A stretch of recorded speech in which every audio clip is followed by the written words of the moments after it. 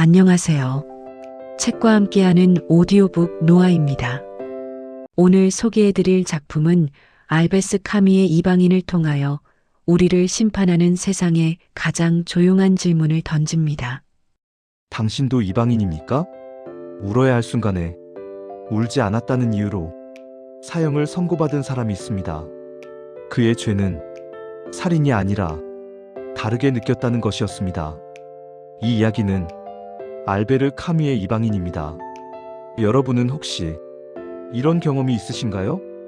모두가 웃을 때 혼자 웃지 못했던 순간, 슬퍼해야 한다고 생각했지만 정작 아무 감정도 느껴지지 않았던 순간, 그리고 그때 주변 사람들이 당신을 바라보며 이렇게 속삭이는 걸 느꼈던 순간, 저 사람 좀 이상하지 않아? 오늘 우리가 만날 이야기는 바로 그 이상한 사람에 관한 것입니다. 아니, 정확히는 이상하다고 낙인 찍힌 사람에 관한 이야기입니다. 알베르 카뮈의 이방인. 이 소설은 20세기 문학사에서 가장 논쟁적인 작품 중 하나입니다.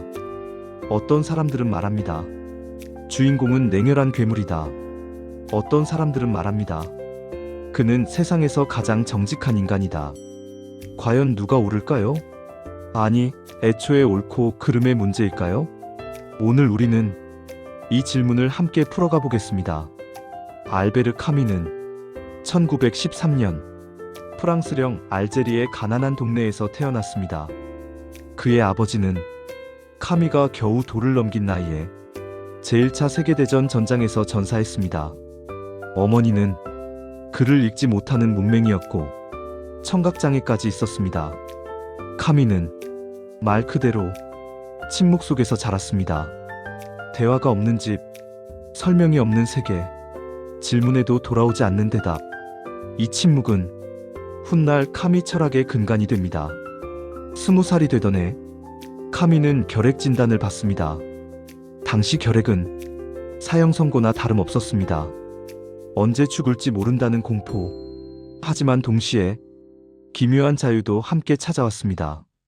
어차피 죽을 거라면 무엇을 위해 살아야 하는가? 이 질문이 카뮈를 철학으로 이끌었습니다. 그러나 카뮈는 기존의 철학자들과 달랐습니다. 그는 도서관에만 머무르지 않았습니다. 햇빛 아래를 걸었고 바다에서 수영했으며 가난한 사람들과 함께 밥을 먹었습니다. 그의 철학은 책상 위가 아니라 삶 속에서 태어났습니다. 카뮈 철학의 핵심을 한 단어로 정리하면 부조리입니다. 부조리란 무엇일까요? 간단히 말하면 이것입니다. 우리는 묻습니다. 왜 나는 태어났나요? 이 고통은 무엇을 위한 건가요? 인생의 의미는 무엇인가요? 그러나 세계는 아무 대답도 하지 않습니다. 하늘은 침묵하고 땅은 무심하며 시간은 그저 흘러갑니다. 이 물음과 침묵 사이의 충돌, 바로 이것이 부조리입니다. 많은 사람들은 이 부조리를 견디지 못합니다. 그래서 선택합니다. 어떤 사람은 종교로 도피합니다. 신이 모든 것에 이유를 부여했다고 믿으면 부조리는 사라진 것처럼 보입니다. 어떤 사람은 이념으로 도피합니다. 역사는 진보한다고 믿으면 현재의 고통이 의미를 얻습니다. 어떤 사람은 극단적 선택을 합니다.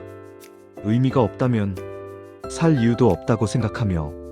하지만 카뮈는 이 모든 선택을 거부합니다. 그는 말합니다. 이방인이 출간된 해는 1942년입니다. 제2차 세계대전이 한창이었고 프랑스는 나치에 점령당한 상태였습니다. 죽음은 더 이상 추상적 개념이 아니었습니다. 거리에서, 수용소에서, 전쟁터에서 사람들이 매일같이 죽어나갔습니다. 사람들은 절실하게 원했습니다. 희망을, 의미를, 정의를. 그런데 카뮈는 전혀 다른 인물을 내놓습니다. 희망도 없고 의미도 없으며 정의에도 관심 없는 남자. 그의 이름은 메르소. 이방인의 첫 문장은 문학사에서 가장 유명한 문장 중 하나입니다. 오늘 엄마가 죽었다. 아니, 어쩌면 어제였을지도 모른다. 이 한 문장이 독자를 즉시 불편하게 만듭니다. 어머니가 죽었는데 날짜조차 정확히 기억하지 못한다? 이게 가능한 일인가? 이게 인간적인 반응인가? 하지만 바로 이 불편함이 카미가 의도한 것입니다. 메르소는 우리가 기대하는 감정을 전혀 보여주지 않습니다. 장례식장에서 메르소는 울지 않습니다. 커피를 마시고 담배를 피우며 졸음을 참습니다. 장례식 다음 날 그는 연인 마리와 해변으로 놀러 갑니다. 코미디 영화를 보고 웃고 밤을 함께 보냅니다. 독자들은 충격을 받습니다. 이 남자는 괴물이다. 감정이 없다. 인간이 아니다. 하지만 정말 그럴까요? 자세히 읽어보면 메르소는 감정이 없는 게 아닙니다. 그는 느낍니다. 햇빛의 뜨거움을, 바닷물의 시원함을, 마리의 머릿결을, 담배 연기의 쌉싸래함을. 그는 감각적인 인간입니다. 다만 한 가지, 그가 하지 않는 것이 있습니다. 장례식에서는 울어야 한다는 보이지 않는 규칙. 메르소는 이 규칙을 따르지 않습니다. 슬프지 않은데 슬픈 척하지 않습니다.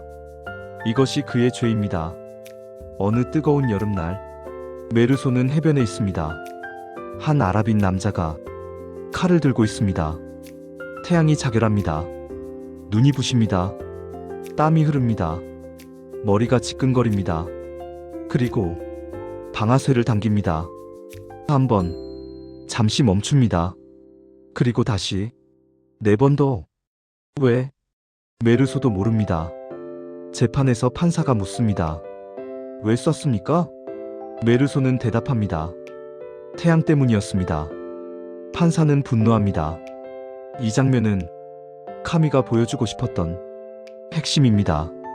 인간은 항상 이성적이지 않습니다. 감각이 이성을 압도하는 순간이 있습니다. 뜨거운 태양, 눈부신 빛, 따가운 열기. 이 모든 것이 메르소를 압도했습니다. 그는 계획하지 않았습니다. 증오하지도 않았습니다. 그저 압도당했을 뿐입니다. 하지만 사회는 이런 설명을 받아들이지 않습니다.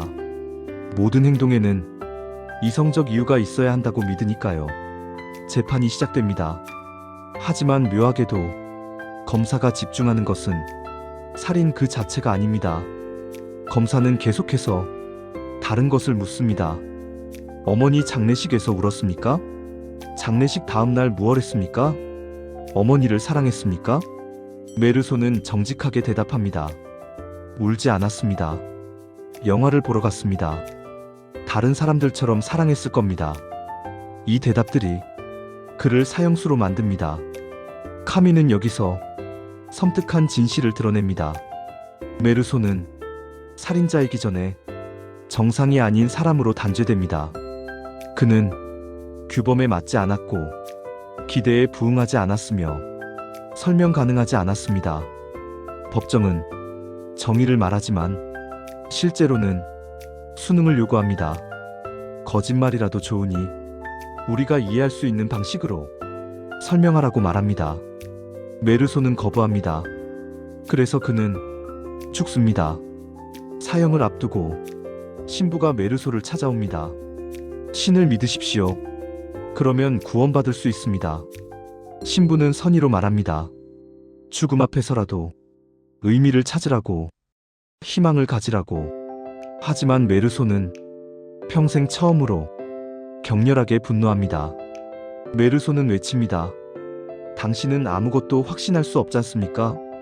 당신이 믿는 것들은 살아있는 사람의 시간만큼도 가치가 없습니다. 이 장면이 중요한 이유는 메르소가 무감각한 인간이 아니라는 걸 보여주기 때문입니다. 그는 확인할 수 없는 의미를 강요받을 때 분노합니다. 그는 거짓 위로를 받아들이느니 차라리 진실 속에서 죽기를 선택합니다. 사형 집행을 앞둔 밤, 메르소는 홀로 있습니다. 그리고 이상한 평온을 느낍니다. 그는 깨닫습니다. 세상은 처음부터 무관심했다는 것을. 별들은 인간의 고통에 관심이 없습니다. 바다는 인간의 슬픔을 알지 못합니다.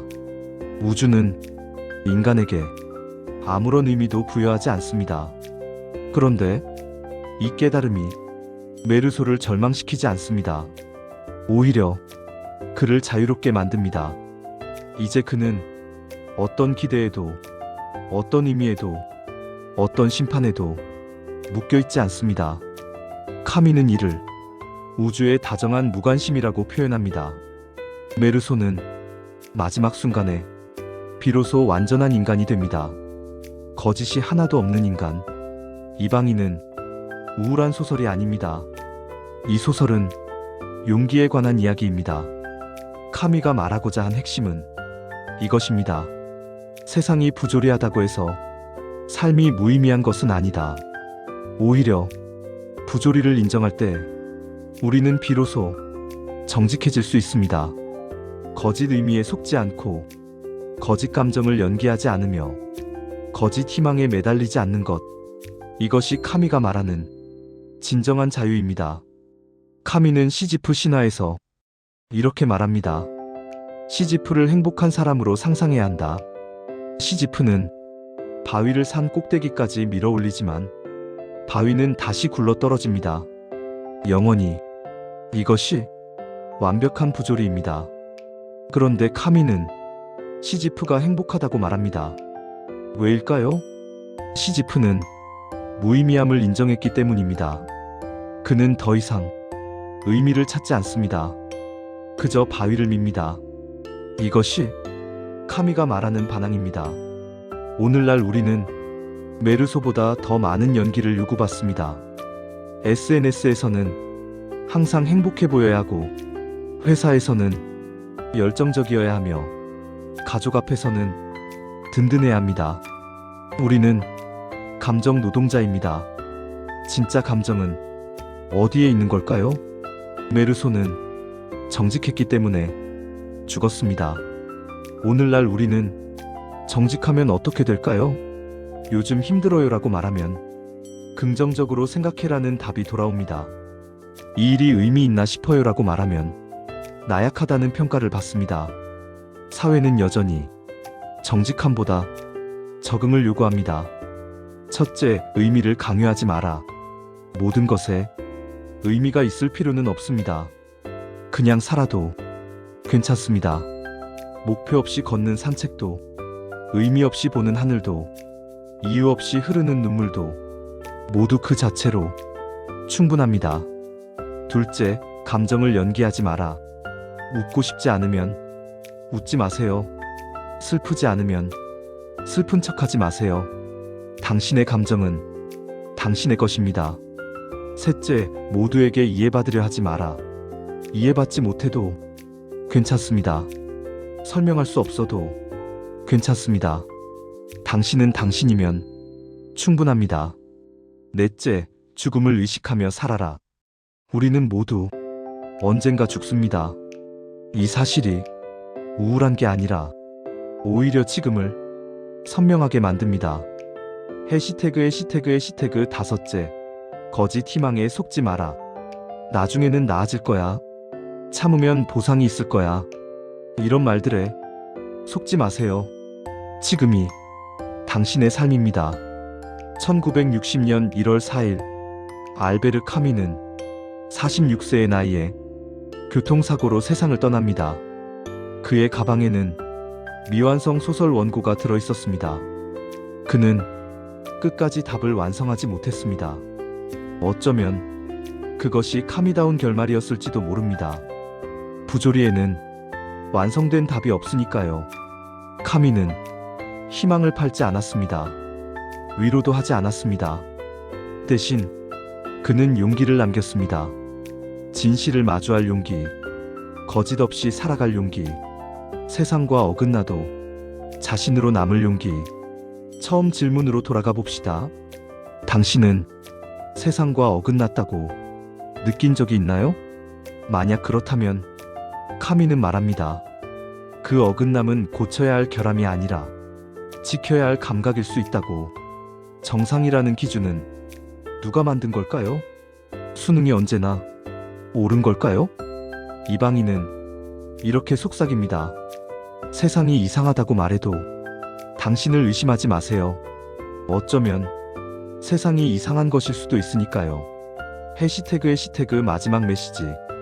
이방인은 우리에게 묻습니다.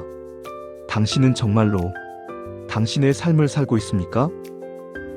거짓 없이, 연기 없이, 타인의 기준 없이 카미는 말합니다. 세상이 부조리하다는 사실을 인정하세요. 그리고 그 속에서도 당신답게 사세요. 그것만으로 충분합니다.